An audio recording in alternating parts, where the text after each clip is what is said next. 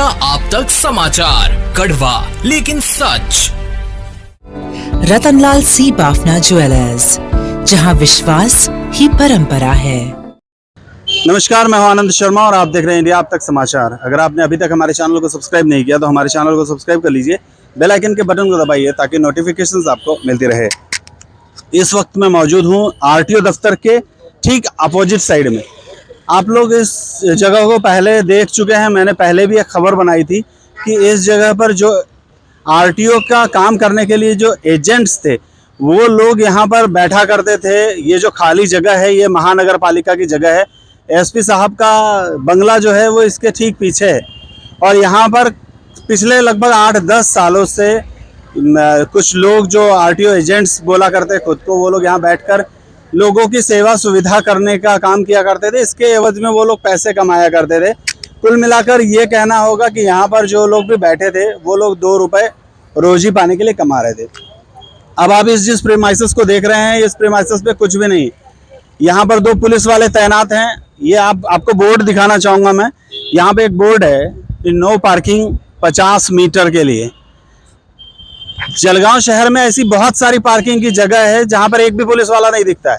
यहाँ पर 2-2 पुलिस वाले खड़े हैं सिर्फ इसलिए कि यहाँ पर गाड़ियां न लगे। ये किस तरीके का चक्कर है? जहां पर जरूरत है यहाँ तो किसी को जरूरत नहीं है। जलगांव शहर में फुले मार्केट के आसपास बहुत सारे अतिक्रमण है, बहुत सारी भीड़ भाड़ रहती है।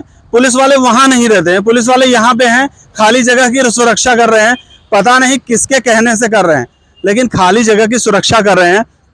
बहुत अच्छी बात है, नियम कानून का पालन तो करवाना ही चाहिए, लेकिन मेरा ये बोलना रहेगा कि नियम कानून का पालन अगर करवा रहे हैं तो सिर्फ यहाँ क्यों, शहर भर में जहाँ जो कुछ भी हो रहा है वो नियम कानून के अंतर्गत काम होना चाहिए। वो सारी चीज़ें यहाँ पर होनी चाहिए।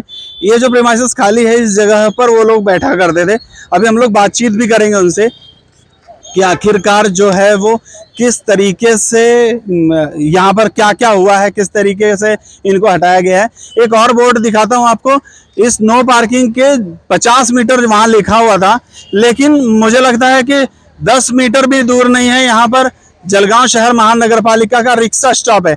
अभी अगर यहाँ पर नो पार्किंग का बोर्ड है तो रिक्शा स्टॉप कहाँ से आ गया? या तो ये रिक्शा स्टॉप गलत है या फिर ये बोर्ड गलत है। और मैं यहाँ पर खड़े होकर देख रहा हूँ पुलिस वाले किसी को खड़े भी नहीं होने दे रहे हैं। ऐसा क्या है इस जगह पर जहाँ पर यह किसी को खड़ा नहीं होने दिया जा सकता? जलगांव शहर का हर वाहन चालक पैसा भरता है, रोड टैक्स देता है। पार्किंग है तो अगर भीड़ भाड़ की जगह हो तो समझ में भी आती है कि पार्क नहीं करना चाहिए। फुले मार्केट में चले जाइए, शहर में चले जाइए, गाड़ी खड़ी करने की जगह नहीं है। नो पार्किंग में 50 बार गाड़ियां खड़ी रहती है। शिवाजी नगर का जो पुल बना है उस पुल के ऊपर गाड़ियां खड़ी रहती है, वहाँ कोई पुलिस वाला कार्रवाई नहीं कर रहा है। मुझे तो समझ में नहीं आ रहा इस सड़क पर ये 2 पुलिस वाले यहाँ पे खड़े कर दिए गए हैं, ये क्यों कार्रवाइयाँ कर रहे हैं? किस तरीके की कार्रवाई है? नियम है तो सिर्फ इस जगह के लिए है या और भी बाकी जगहों के लिए है? इन सारी चीज़ों पर एक गौर फरमाने की ज़रूरत है। अभी जो बातचीत करते वक्त इन लोगों से मुझे पता चला कि ये लोग एसपी साहब से बातचीत करने के लिए गए थे। एसपी साहब मिलने के लिए तैयार नहीं है।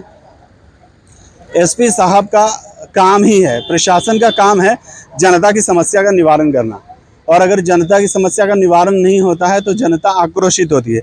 बातचीत करते हैं इनसे कि क्या मामला क्या था, किस तरीके का क्या रहा है और क्या चीज़ें परेशानियां हैं, आगे क्या ये लोग करने वाले हैं, किस तरीके के एक्शंस होंगे आगे। क्योंकि अगर एक एक्शन किया गया है प्रशासन की तरफ से तो कहीं ना कहीं इनकी जो तकलीफ़ें हैं उस तकलीफ़ों को दूर करने के लिए प्रशासन को ही रास्ता ढूंढना पड़ेगा। ये जो मामला है ये काफ़ी दिनों से चल रहा है। आखिरकार क्या समझ में आ रहा है आप लोगों को, क्या चल क्या रहा है ये? सर एक्चुअली रामानंद नगर पुलिस स्टेशन से ये लोग आते थे, हमको यहाँ से हटाते थे कि भाई एसपी साहब के आदेश है करके तुमको यहाँ बैठने नहीं देना करके। यहाँ से हम निकल जा रहे हैं, एसपी साहब की भेंट लेने की कोशिश कर रहे हैं, उनको मिलने जा रहे हैं।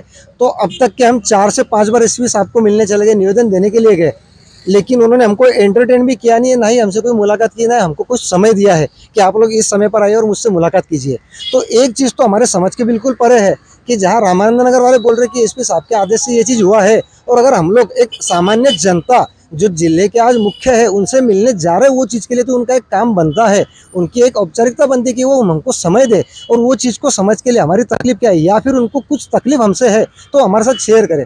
हमारा कुछ गलत हो रहा होगा तो हमको दिशा दिखाए कि भाई आप लोगों का ये गलत हो रहा है, आपको इसमें सुधारना करनी चाहिए जो भी है। लेकिन वो मिल नहीं रहे, हम भटक रहे हैं, क्या हो रहा है क्या नहीं हो रहा है समझ में नहीं आ रहा है। ऐसे में हमको 2 बार ऐसे आदेश प्राप्त हुए कि भाई आपके अगेंस्ट में कंप्लेंट आई है, वो कंप्लेंट के बेस के ऊपर में आपके ऊपर में कार्रवाई करी जा रही है।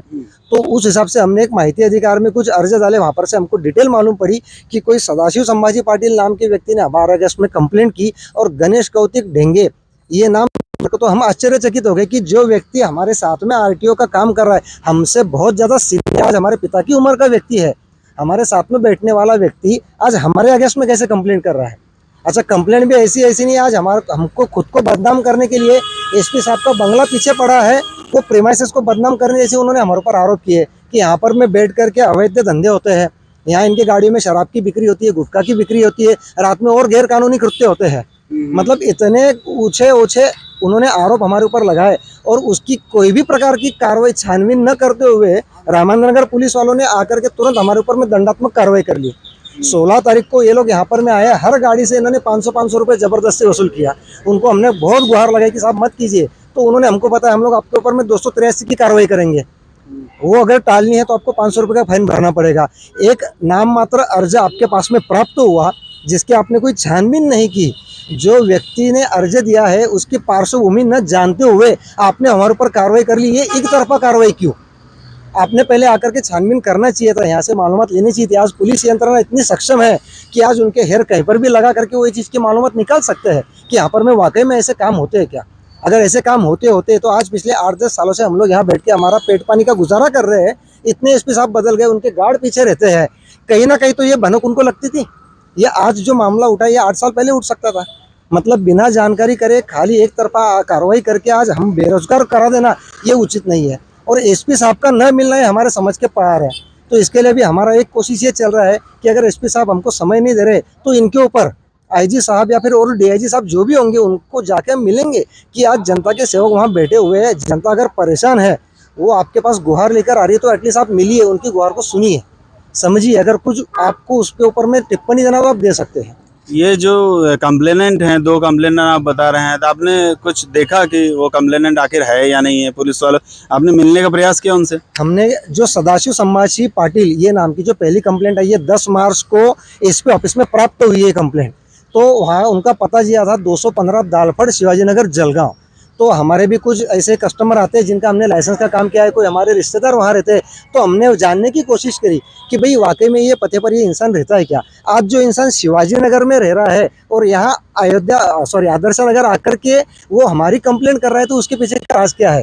लेकिन जब हम वहाँ तहकीकात करने गए, छानबीन करी, तो पता चला कि वो पते पर उस व्यक्ति का नाम का कोई व्यक्ति रहता ही नहीं है, उस नाम का व्यक्ति वो पूरे दालफड़ एरिया में नहीं है। मतलब एक बेनामी अर्ज आया है जिसकी इन्होंने तहकीकात नहीं की और मात्र वो अर्ज में नमूद किया था यहाँ पर में दारू बिकती, अवैध धंधे होते, उसके ऊपर में उन्होंने हमारे ऊपर दंडात्मक कार्रवाई कर दी सर।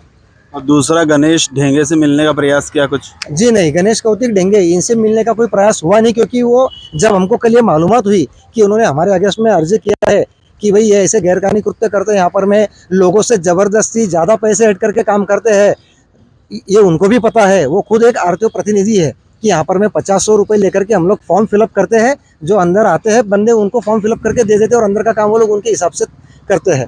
तो यहाँ किस हिसाब से कोई मतलब कोई बेसलेस है ये सब चीज़ें जो उन्होंने हमारे अगेंस्ट में डाली हुई है। पर गणेश ढेंगे का तो आरटीओ दफ्तर में ऑलरेडी कुछ प्रॉब्लम चल रही है। आए दिन हम लोग आपके जरिए बोलिए, जितने भी लोकल न्यूज़पेपर है उनके जरिए हमारे ध्यान में आता है कि इनके और आरटीओ अधिकारी कर्मचारी के आए दिन झगड़े चलते रहते हैं, बाचाबाची चलती रहती है, और उनके बावजूद ये उनके ऊपर में सूट लेते हैं। आज आरटीओ प्रीमाइसेस में उनको आने के लिए बंदी, ऐसा हमको मालूम हुआ है।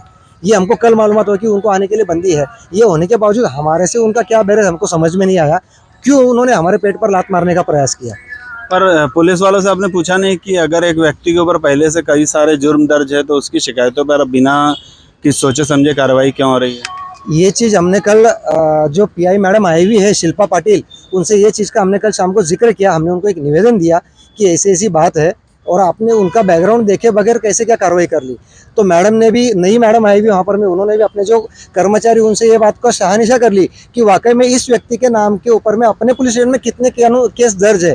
तो उन्होंने भी हामी भरी कि हाँ मैडम 5 से 6 केस इनके ऑलरेडी दर्ज है। मतलब जिस व्यक्ति के नाम पर ऑलरेडी कुछ गुने दर्ज है, क्या है हमें उसमें जाना नहीं, लेकिन जो पार्श्वभूमि वैसी रखता है और वो हमारे अगेंस्ट में अगर कोई अर्जी दे रहा है तो उसके आप पहले छानबीन कर लीजिए, शहानिशा कर लीजिए, फिर आप जाके उनके ऊपर कार्रवाई कीजिए। ये अपनी समस्याएं बता रहे थे कि किस तरीके की समस्याएं यहाँ पर है और उसका सलूशन कहाँ ढूंढा जा सकता है। अब अगर जो सलूशन देने वाले हैं वही अगर इनसे नहीं मिल रहे होंगे तो ये सलूशन के लिए क्या करेंगे, ये इनको सोचना पड़ेगा। कह रहे हैं ये कि हम एसपी साहब से ऊपर के जो अधिकारी हैं उनसे जाकर मिलेंगे। देखिए ये बात फिक्स है, ये बात मैं आप लोगों को भी बता दूं कि ये जो जगह है ये महानगर पालिका की जगह है।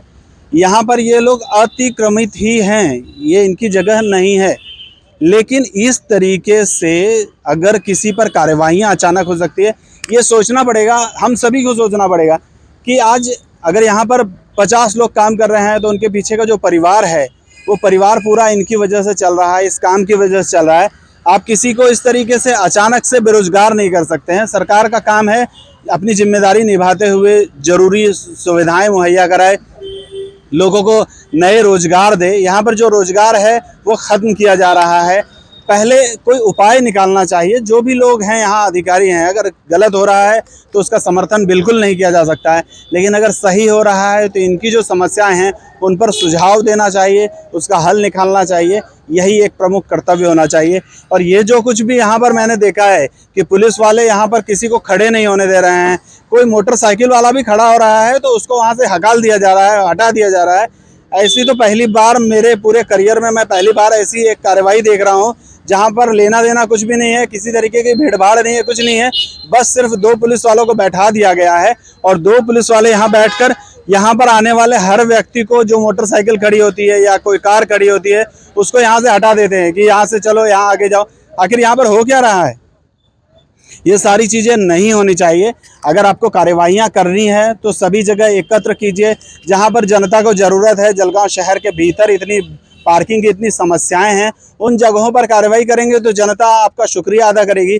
लेकिन इस तरीके से जो कार्रवाइयाँ एक जगह पर हो रही है, ये ज़रा संशयास्पद है और इस तरह की कार्रवाइयाँ नहीं होनी चाहिए। ऐसी लोग भी मांग कर रहे हैं क्योंकि खाली जगह है, यहाँ पर कोई प्रॉब्लम नहीं है किसी को कोई गाड़ी खड़ी करने में। या 5 मिनट के लिए तो यार कोई भी कहीं गाड़ी खड़ी कर सकता है, आप चाहें तो पे एंड पार्क कर सकते हैं, इसमें कोई दो राय नहीं होनी चाहिए। लेकिन इस तरीके से कोई आदमी आके सिर्फ खड़ा हो रहा है, आप उसको वहाँ से हटा दे रहे हैं। इतना कि इस प्रीमाइसेस में कोई आदमी अगर चला जा रहा है तो उसको भी यहाँ से हटा दिया जा रहा है। जैसे एक जम्मू कश्मीर का इलाका हो जहाँ पर हम लोगों को जाना नहीं पड़े, जहाँ पर जाने की अनुमति नहीं हो, इस तरीके का यहाँ पर वातावरण पैदा कर दिया गया है। आने जाने वाले लोगों को भी अब यहाँ पर डर और भय जैसा महसूस होने लगा है। तो गुजारिश यही रहेगी कि इन सब चीज़ों को जल्द से जल्द ख़त्म किया जाए। इनकी जो भी समस्याएं हैं उसको किसी तरह से कानूनी तरीके से ख़त्म की जा सकती है तो ज़रूर मदद करनी चाहिए। जब शेरवानी, जोधपुरी सूट्स, ब्लेजर हो सिलाना तो जी जनाब टेलरिंग ही आना। साथ ही रेडीमेड, इम्पोर्टेड कच्चा कपड़ा, कुर्ता पायजामा की सिलाई भी उपलब्ध। पप्पू मास्टर का जी जनाब टेलरिंग जेंट्स स्पेशलिस्ट। हमारा पता जी जनाब टेलरिंग, गोपिका सदन, दुर्गा देवी मंदिर के पास, बलिराम पेट, जलगांव। कॉल 9304261964। जळगावची नवी ओळख वस्त्रनगरी, घटस्थापनेपासून नवीन वास्तू, सुरेश कलेक्शन्स अँड क्रिएशन, 80 फुटी कांदळदा रिंग रोड, राधाकृष्ण नगर चौक, छत्रपती शिवाजी नगर, जळगाव। सौंदर्य विश्वाची 73 वर्षांची परंपरा, Suresh collections and creation, Jalgaon.